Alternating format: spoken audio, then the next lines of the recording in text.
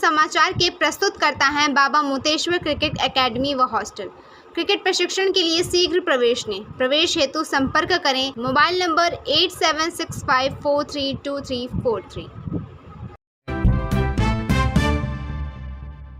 नमस्कार, मैं हूं सपना और आप देख रहे हैं पी न्यूज़ भारत।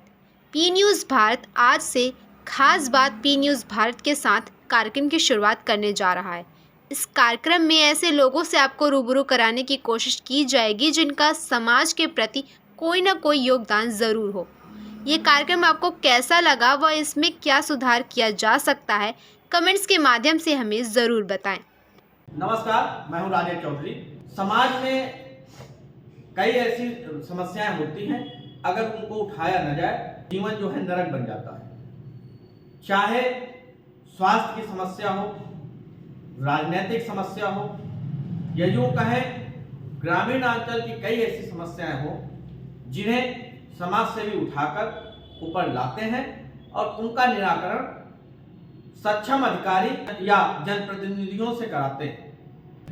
समाज सेवी हमारे ही बीच में वो लोग होते हैं जिन्हें समाज की चिंता होती है। पी न्यूज़ भारत आज ऐसे ही एक समाज सेवी से बात करने जा रहा है जिसने अपने जीवन में अनगिनत ऐसी समस्याएं उठाई जिनसे न सिर्फ समाज का भला हुआ बल्कि उस पूरे क्षेत्र का भला हुआ जहां वो समस्या विकराल रूप से बनी हुई थी और लोग ये सोच रहे थे इस समस्या का कभी समाधान नहीं होगा और हमें उसी वहीं पे नरकीय जीवन जीना होगा। पर समाज सेवी ने जो हमारे साथ हैं उन्होंने वो समस्या उठाई और उसका नतीजा ये हुआ कि जो अधिकारी जिनके कानों में जू नहीं रेंगती थी या जो जनप्रतिनिधि जो सिर्फ वोट मांगने आते थे उन्होंने उस समस्या की ओर ध्यान दिया और आज जो समस्याएं उठाई गई थी लगभग जड़ से खत्म हो गई। यही समाज सेवी हमारे साथ है, नाम है इनका वीरेंद्र शुक्ला और इनका मिनी नाम जो है जो गांव में लोग कहते हैं राम के नाम से जानते हैं क्योंकि राम के अन्य भक्त हैं। वास्तविक नाम वीरेंद्र शुक्ला है और इन्होंने इतनी समस्याएं उठाई हैं अपने जीवन में अभी तक अपने जीवन में इतनी समस्याएं उठाई हैं कि शायद ही उसको किसी ने उठाया हो। बात करेंगे वीरेंद्र जी से। वीरेंद्र जी, सबसे पहले तो हमारे पी न्यूज़ भारत में आपका स्वागत है। वीरेंद्र जी, आपने बहुत सारी जन समस्याएं उठाई हैं, इसका कारण क्या है?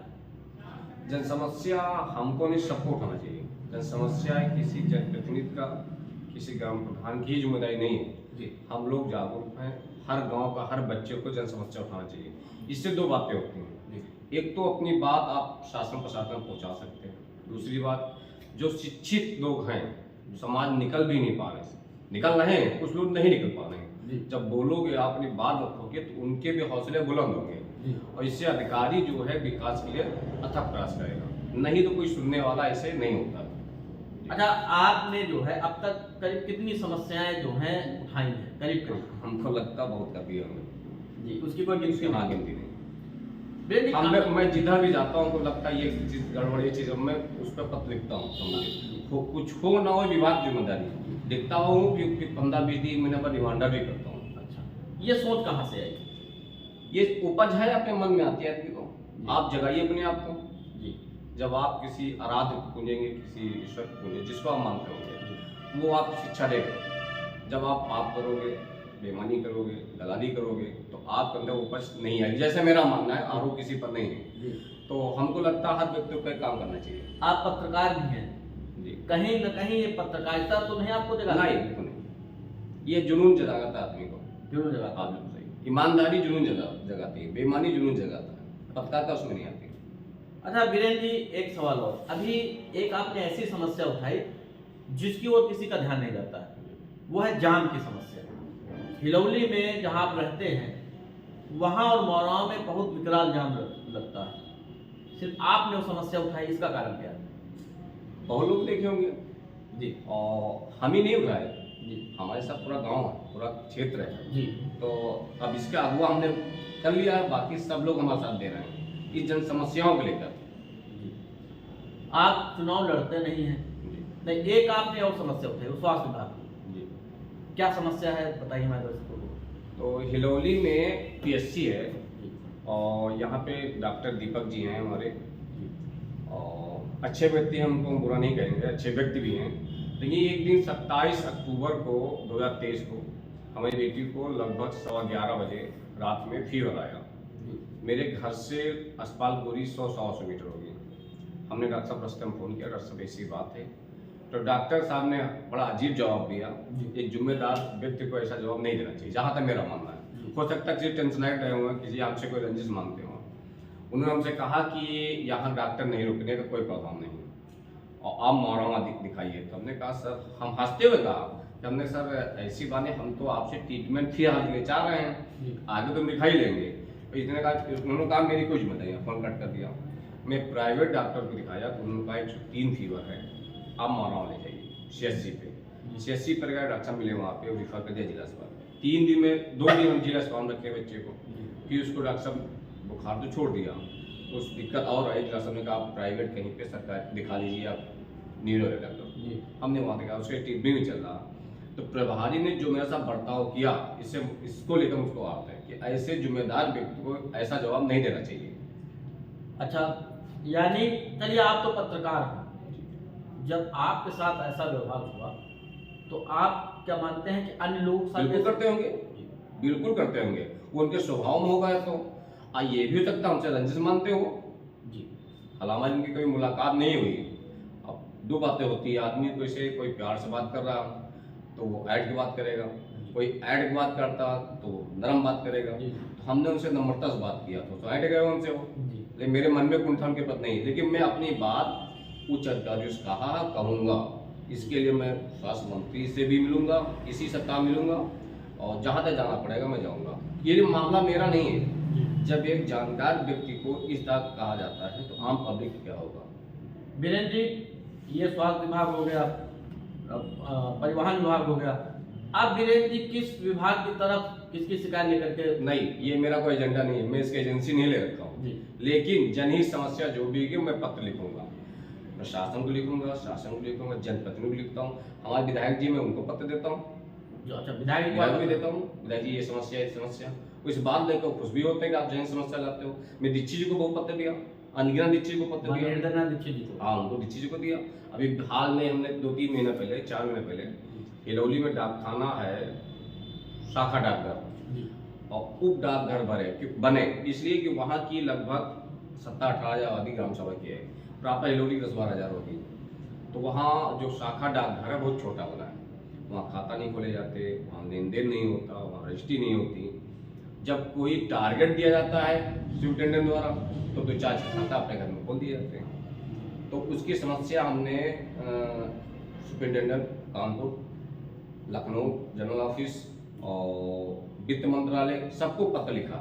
उसके बाद तमाम जांचें भी है, अपने विधायक जी को हमने दिया, जनप्रतिनिधि जी को दिया, दीक्षित को 2 पत्र दिया, दीक्षित वित्त मंत्री को लिखा। मतलब मैं इस तरह कार्रवाई कराता ही रहता हूँ, हो ना हो उसका विषय, लेकिन मैं जन समस्या उठाता रहूँगा।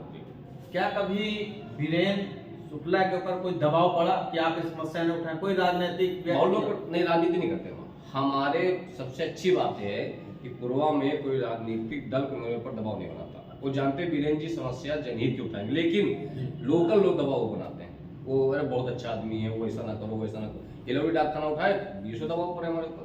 नहीं, मैं अपना काम करता रहा, और जब तक शाखा डाकघर उप डाकघर नहीं बना लूंगा मैं पत्र लिखता रहूंगा। अच्छा, पत्रकारों पर कितना दबाव पड़ता है आपके ऊपर, क्योंकि आप उसी पेशे से जुड़े नहीं? कोई दबाव नहीं पड़ता, वो सब भाई हमारे परिवार के हैं, परिवार में दबाव में डालते हैं। आप कभी हमसे कहे क्या इस तरह? ठीक है कि हमारा परिवार पर दबाव बनाएगा, परिवार हम लोग साथ हैं, एक हो चाहे 10 सब बराबर है। अच्छा बीरेन जी, एक चीज और, आपको काफी सारे लोग हमारे चैनल के माध्यम से देख रहे हैं, जो युवा पढ़े लिखे, जो सोचते हैं कि ये समस्या हमारी नहीं है, अन्य लोगों की है, इसको क्यों हम उठाएं, उनके लिए आप क्या कहना चाहते हैं? बिल्कुल उठाना चाहिए। जो शिक्षित हैं वो तो रामबाण है, वो पत्राचार तो करें, लेकिन अधिकारियों से झगड़ा ना करें। झगड़े करने से 2 नुकसान, आपका रास्ता भटक जाएगा और दूसरा IPC लागू हो जाएगा, संविधान लागू हो जाएगा। तो आप पत्राचार मत, कोई ऐसे आपका गाली देने लगा, भाग जाओ यहाँ से, आप क्यों नाराज होते? भाई बिल्कुल नाराज नहीं, वो तो कहेगा ही कहेगा, इसलिए आप लड़ जाओ उससे, आपका मुकदमा दिखा दो, आप अपना काम करिए, आप शिकायत करिए, हमको भगा दिया उसने।